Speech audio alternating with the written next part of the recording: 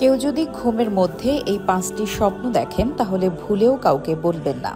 আর এই স্বপ্নগুলো দেখলে বুঝতে হবে তার জন্য অনেক ভালো দামি কিছু অপেক্ষা করছে। এমনকি আল্লাহ পাক তাকে ধন সম্পদের মালিক বানিয়ে দেবে। সুবহানাল্লাহ। ভিডিও শুরু করার আগেই আপনারা কে কোথা থেকে ভিডিওটি দেখছেন সেটা অবশ্যই কমেন্ট করে জানাবেন। আর ভিডিওটি ইসলাম প্রচারের উদ্দেশ্যে বেশি বেশি শেয়ার করবেন। তো চলুন শুরু করি যে 5টি স্বপ্ন দেখলে আপনার জন্য কল্যাণকর। নাম্বার 1, কোনো আল্লাহর বান্দা ঘুমের মধ্যে যদি দেখেন সে কন্যা সন্তানের বাবা হয়েছে তাহলে বুঝতে হবে এটা তার জন্য অনেক কল্যাণ এবং বরকত। কন্যা সন্তানের বাবা হওয়ার স্বপ্ন দেখলে আপনারা মন খারাপ করবেন না, কারণ আল্লাহ তাআলা 3টা বিষয়ের ওপরই খুশি হন। তার ভেতরে যাকে আল্লাহ পাক কন্যা সন্তান দান করেন তার মানে আল্লাহ খুশি হবেন।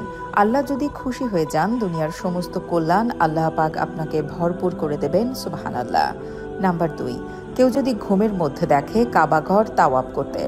কাবাঘর তাওয়াব করতে কেউ যদি দেখে স্বপ্নে তাহলে সেটা তার জন্য একটা কল্যাণ এবং বরকতের একটা স্বপ্ন।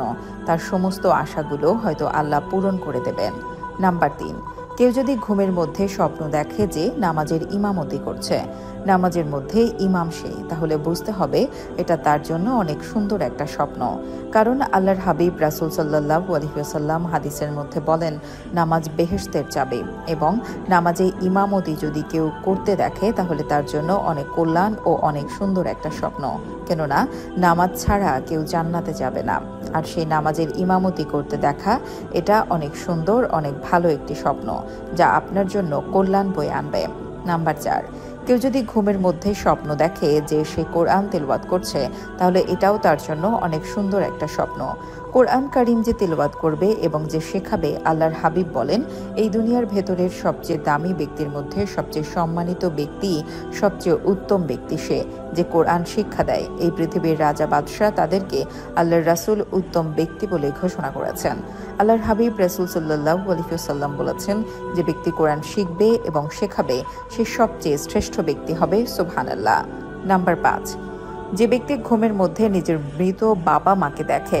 আমাদের যাদের মা বাবা মারা গিয়েছেন, আপনারা যদি ঘুমের মধ্যে দেখেন আপনার বৃদ্ধ মা বাবা আপনার উপর খুব সন্তুষ্ট, আপনার উপরে খুব খুশি, তাহলে বুঝতে হবে আপনার জন্য সামনে অনেক ভালো কিছু অপেক্ষা করছে। কারণ হলো আল্লাহর হাবিব রাসূল সাল্লাল্লাহু আলাইহি ওয়াসাল্লাম বলেন নেককার সন্তানের জন্য তার মায়ের পায়ের নিচে হবে জান্নাত, আর বাবার সন্তুষ্টিতে আল্লাহ পাক সন্তুষ্ট থাকেন।